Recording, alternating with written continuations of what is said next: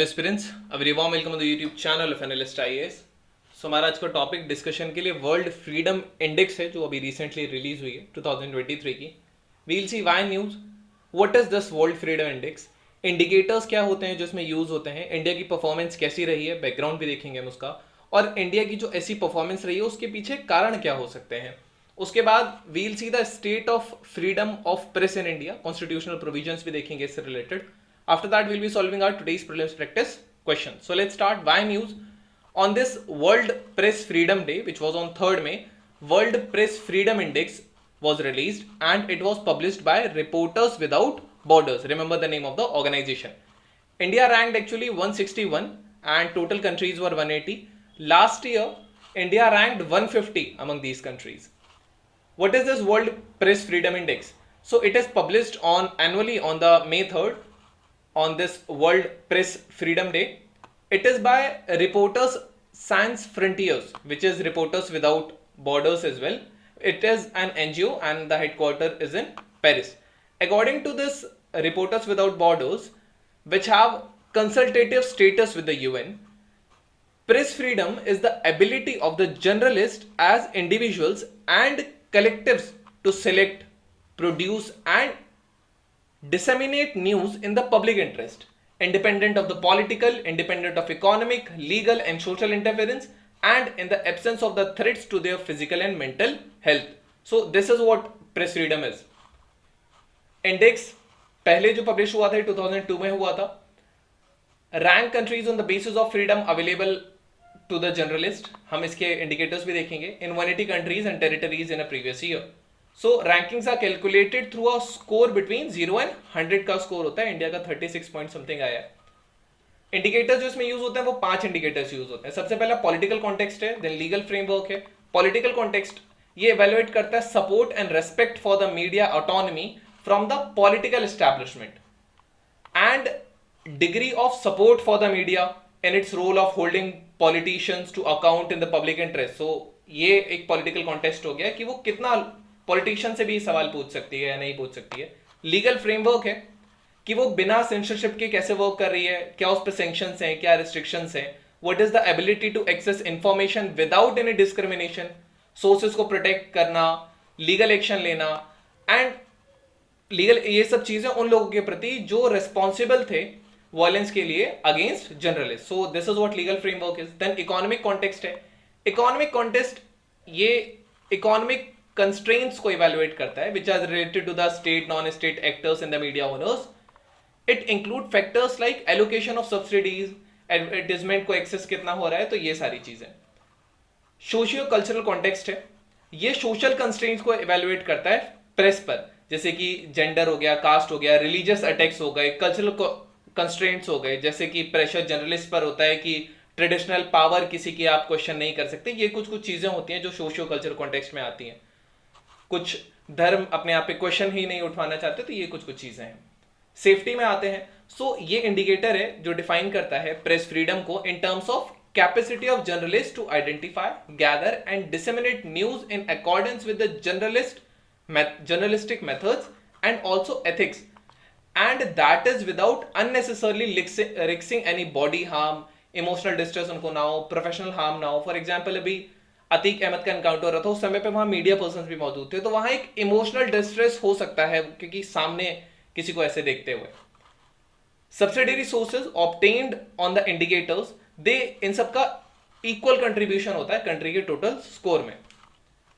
Index 2023, ये 22 में 150 थे, फिर हम स्लिप हो गए हैं 11 पोजीशन से, दैट इज 161। आपको ये याद रखने की जरूरत नहीं है, बस इंडिकेटर्स याद रखने होंगे, political, economic, legislative, social and security.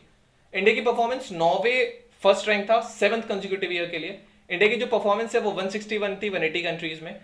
India problematic थी पिछले ईयर में फ्रीडम ऑफ प्रेस से रिलेटेड, तो ये बहुत बुरी, वेरी बैड कंडीशन में जा चुकी है, except for the Bangladesh, Myanmar and China, जिनकी 163, 173 एंड 174 आया है। हमारे बाकी जो नेबर्स हैं उनकी बहुत बेटर रैंकिंग है, जैसे कि भूटान है, नेपाल है, श्रीलंका, इनफैक्ट पाकिस्तान और अफगानिस्तान, इनकी भी बेटर रैंकिंग है इंडिया से।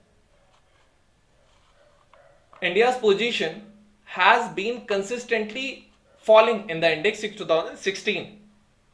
जब इसका 133 रैंक आया था उसके बाद से ये फॉल ही कर रहा है. Reason behind the fall in the ranking is the increased violence against the journalists and also political partisan media. Organization asserts that many journalists in India are forced to censor themselves क्योंकि उन पे बहुत extreme pressure होता है. So here Norway, you can see these in the green, ये ऐसी countries हैं जहाँ पे freedom of press है, they have topped in it. So Norway, Sweden, here Greenland and all. Canada की भी अच्छी conditions हैं, these are in yellow. Then orange की उनसे थोड़ा ठीक है. India and then in the red you can see जहाँ पे बहुत ज़्यादा restraints हैं. ओवरऑल रैंकिंग की अगर हम बात करेंगे तो इंडिया 161 पे रैंक कर रहा है, भूटान 90, श्रीलंका 135, पाकिस्तान 150, अफगानिस्तान 152, बांग्लादेश 163. सो ये कुछ चीजें हैं. What are the reasons behind India such performance? India जो वर्ल्ड की लार्जेस्ट डेमोक्रेसी है, ये क्राइसिस के थ्रू जा रही है, and that crisis of freedom of press which was indicated by increasing violence against the journalists and the presence of politically partisan media groups and the concentration of media ownership. जो ownership है ये कुछ ही लोगों के हाथ में होती है, ऑल्दो इंडिया के पास अप्रोक्सीमेटली इतने न्यूज़पेपर्स हैं, 1 लाख न्यूज़पेपर्स हैं एंड 380 न्यूज़ चैनल्स हैं. ओनरशिप जो कंसंट्रेट है ये अभी भी बहुत कम लोगों के हाथ में है, particularly among the regional news outlets.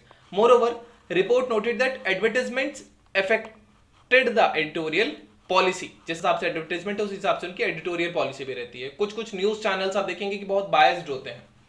Report also mentioned close relationship between the businessman जो मीडिया को हाउसेस को ओन करते हैं और जो पॉलिटिकल एस्टैब्लिशमेंट्स हैं, इनके बीच में काफी क्लोज रिलेशनशिप्स हैं. हैरेसमेंट और डिटेंशन ऑफ क्रिटिकल जर्नलिस्ट भी होता है. According to the report, diversity of India's population जो है, it is not being reflected in the media. जो most senior executive positions है मीडिया में, these are being held by the men and the upper castes. Report concluded that 3 to 4 journalists हर साल on an average India में खत्म होते हैं, and that the press was a subject to attack by the criminals, communal groups and the corrupt officials also. What is the state of freedom of press in India? Constitutional provisions वगैरह क्या है? So constitution जो supreme law of land है, ये freedom of speech guarantee करता है article 19 के अंदर. इसमें 6 अलग अलग फ्रीडम्स आते हैं which deals with protection of certain rights regarding freedom of speech. Now freedom of press is not expressly protected by the Indian legal system, but it is implicated protected under the article 19. ये 4th pillar democracy का भी माना जाता है, जो ये state करता है. This clause states that all citizen shall have the right to freedom of speech and expression. However freedom of press absolute नहीं है, इसको रिस्ट्रेन किया जा सकता है, रिस्ट्रिक्शंस लगाए जा सकते हैं under the article 19 clause 2. Restrictions can be as follows: that matter related to interest of sovereignty and integrity of India, security of the state, friendly relations with foreign states, public order, decency or morality, or in the relation to contempt of court, defamation, incitement to an office. So these are the restrictions on it. Now let's see our prelims practice question. Arrange the following countries in ascending order of their positions in World Freedom of Press Index 2023. Norway, China, India, Canada. Which of the following statements are correct? You can type the answer in the comment section. They'll let you know if it's correct or not. Second question says, which of the following statements is not correct regarding Reporters Without Borders? RSF is an international NGO. It has consultative status with the United Nations. Headquarters are in Paris, France. None of the above. You can type the answer in the comment section. This